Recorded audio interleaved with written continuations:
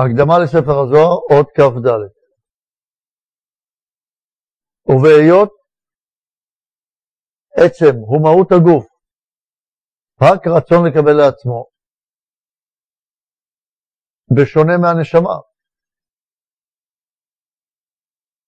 וכל מקרב וקנייניו הם מילואים של הרצון לקבל הזה המקולקל, שלא נברא מלכתחילה, אלא כדי לבארו ולכלותו מן העולם. והרי אמרנו שכל הרוצה להישרף כשרוף דם. למה רוצים לבארו ולכלותו מן העולם כאני שלי? בכדי לבוא למצב הג' השלם שבגמר התיקון. שמהו? כמו שלמדנו באות י"ד, לקבל בעל מנת להשפיע. על כן, הוא בן תמותה קלה ונפסד. הוא וכל קנייניו עמו, כצל עובר שאינו מניח אחריו כלום. למה? מכיוון שהוא היה אשליה. העצבות לא תישאר, היא תיעלם, לא תהיה עצבות. אבל היא הייתה, הרי אין נעדר ברוחני, זה לא רוחני, זו אשליה. העצבות לא קיימת, הכעס לא קיים. בפני עצמו. זה כמו שהייתי אומר לך, מימן בפני עצמו לא קיים. מים יהיו. המימן יכול להיות בתוך המים, אבל בפני עצמו הוא לא קיים. הבריאה לא קיימת רק בפני עצמה. הבריאה זה השלילה. כל התפיסה של קיום השלילה כדבר בפני עצמו לא יהיה קיים. זה נקרא לבארו ולכלותו מן העולם. התפיסה הפרטית שלו. ובהיות עצם, ומהות של הנפש, רק רצון להשפיע, בכל מקרה וקנייניה הם מילואים של הרצון להשפיע, שהוא כבר קיים ועומד במצב האלף הנצחי, וכן במצב הג' העתיד לבוא, לפיכך אינה כלל בת תמותה ובת חילוף, אלא היא וכל קנייניה עמה, הם הנצחיים, חיים וקיימים לעד. ואין ההיעדר פועל עליהם כלום בשעת מיתת הגוף, מכיוון שברוחני אין היעדר ואין תמורה. ולכן הם נשארים קיימים לנצח.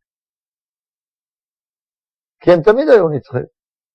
מה שלא ראיתי שהם נצחים, זה בגלל הגוף, שיצר בחוסר אפשרות לחיות את הדבר האמיתי. כמו שאמרתי לכם קודם, העצבות היא אשליה. למשל, בן אדם עכשיו צריך לעשות משהו. עכשיו אתה צריך למשל להיות ערני עכשיו בשיעור. אז אם בן אדם צריך להיות ערני בשיעור, אז מה הוא צריך לומר? העייפות שלי עכשיו היא אשליה. אם עכשיו אני צריך להיות ערני בשיעור, העייפות שלי היא אשליה. ולהיות ער, זה הדבר האמיתי. זה קשה מאוד. מה אשליה? אני מרגיש ככה. זה נכון, אתה מרגיש ככה. זה שאתה מרגיש ככה זה אמת. בהרגשה אין שקר. ככה אני מרגיש. אז למה אני מרגיש שקר? הרי אנחנו יכולים הרבה פעמים להרגיש שהבן אדם הזה אוהב אותנו. ופתאום אנחנו מגלים שהבן אדם הזה ניצל אותנו, או הפוך. אנחנו חושבים שהבן אדם הזה ניצל אותנו, פתאום אנחנו רואים שזה היה לטובתנו. קורה לנו כאלה דברים, נכון? זאת אומרת שההרגשה שיקרה את המציאות. שהרגשתי דבר שבדמיון שלי חשבתי בכלל לא נכון. חשבתי שהבן אדם הזה אוהב אותי והוא בעצם שונא אותי. כל כולי הייתי מסור אליו, בסוף ראיתי שהוא ניצל אותי.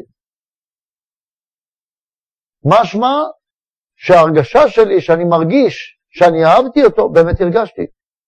הרגשתי שאני אוהב אותו. אבל איפה הייתה הטעות? לא הבנתי נכון את המציאות. אותו דבר פה. אם אני מבין שהמציאות שלי היא צריכה להיות, שאני צריך להיות ערני בשיעור, אז אם אני עייף, אז משהו פה לא בסדר. אם אני לא מתעניין, איך אמר פעם הרב"ש, אם בן אדם נרדם בשיעור זוהר, למה הוא נרדם? כי הוא חושב שלא מדברים עליו. אם בן אדם היה מבין שמדברים עליו, הוא לא היה נרדם. כמה אנשים אוהבים לשמוע כשמדברים עליהם?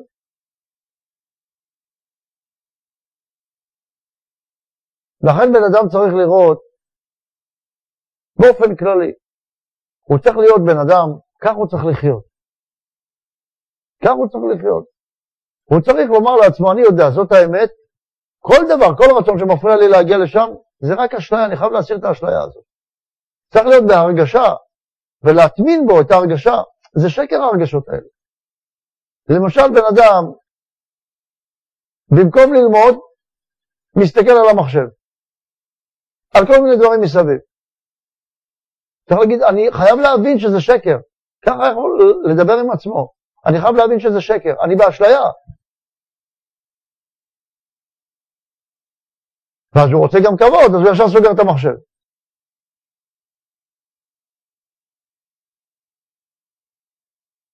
לכן אנחנו צריכים לראות שזו נקודה מאוד חשובה, צורת ההתייחסות שלנו לדברים. אם אדם ייקח על עצמו, שאני מכריח את עצמי לחשוב ככה, ובלי להצדיק את עצמי, לא יגיד, לא, בעצם זה לא ככה, אתה יודע שזה אמת, תסמן לך, תרשום לך, זה אמת, אם אתה מרגיש אחרת, תדע שמשהו אתה באשליה. קשה לנו להגיד לעצמנו שאנחנו באשליה. קשה לי להגיד, טוב, אני מתעניין עכשיו לקרוא חדשות, אמרתי 10 דקות ביום חדשות.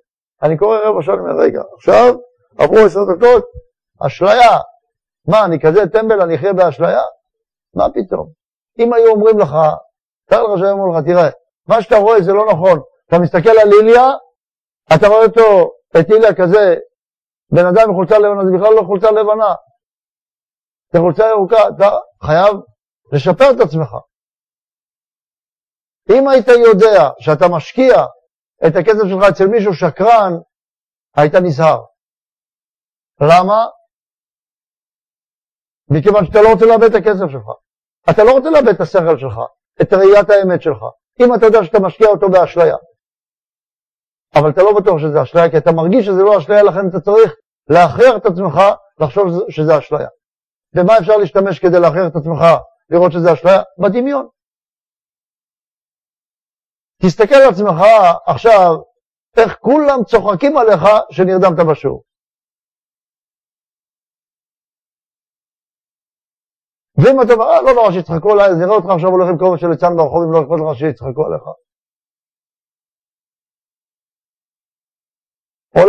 הולך עם צבע, צובע את השיער בירוק והולך בבני ברק.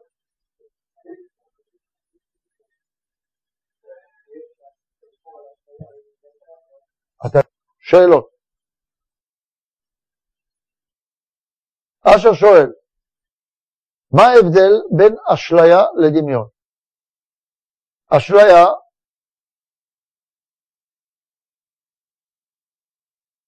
אשליה זה דמיון שהוא לא מדמה את האמת. ודמיון הוא רק האמצעי שיכול או לדמות את האמת או לדמות את השקר. ולכן, כאשר אנחנו משתמשים עם הדמיון, צריכים לראות שהדמיון לא גורם לנו לאשליה, אלא שהדמיון, אני מדמיין, או רואה תמונות בעזרת הדמיון, תמונות אמיתיות. איך אני יודע איזה תמונות לראות? לפי מה שסיפרו לי, שהיא האמת. לפי מה שאני חוויתי לפעמים, שהיא האמת. בהכרות הגבוהות שלי. לכן צריך להשתמש בדמיון. למה שנכון. הוא גם אמצעי. כמו שעניין המושכלות שאמר לנו. שזה השכר ולא העצם של האדם. הרב, מה ההבדל כאן אז בין הנפש לבין הנשמה? נפש ונשמה זה שתי שמות שהם חלקים בתוך הנשמה. פעמים אני קורא נשמה, פעמים אני קורא נפש, ולשניהם אני מתכוון לכל החלק הרוחני של האדם, לאותו חלק שצריך לקבל את ההערה. אלה שמות כלליים. כשנכנסים לפירוט, זה חלקים בתוך הנשמה. יש אור שאתה מקבל שנקרא נפש, כי הרצון הוא רצון רק להיות קיים, יש רצון שנקרא רוח, שזה הרצון שלך להיות בתנועה. יש רצון שנקרא נשמה, שזה הרצון שלך כבר לחיות, לא רק להתקיים, אלא לקבל חיות, לקבל הנאה, לקבל הרגשה. ויש רצון שלך יותר גבוה שנקרא רצון של אדם, של להרגיש משהו מחוץ לעצמך. למה הוא בעצם, אם הנפש והנשמה, לפי מה שכתוב כאן, זה נראה כאילו שזה מצב מתוקן, שהוא רצון להשפיע. אז למה נעשית פה הפרדה בעצם, בין הגוף לבין הנפש ונשמה? ונשמה, זאת אומרת, לא גוף. במושג נפש מונח גם הרצון לקבל, שבו אתה צריך לקבל את ההערה. כשתקבל את ההערה נקרא לזה נפש. אבל כדי רק לתאר את הרצון הזה, את הגוף של הנשמה, יש גוף כללי ויש את הגוף של הנשמה. צריכים לתקן את הגוף של הנשמה.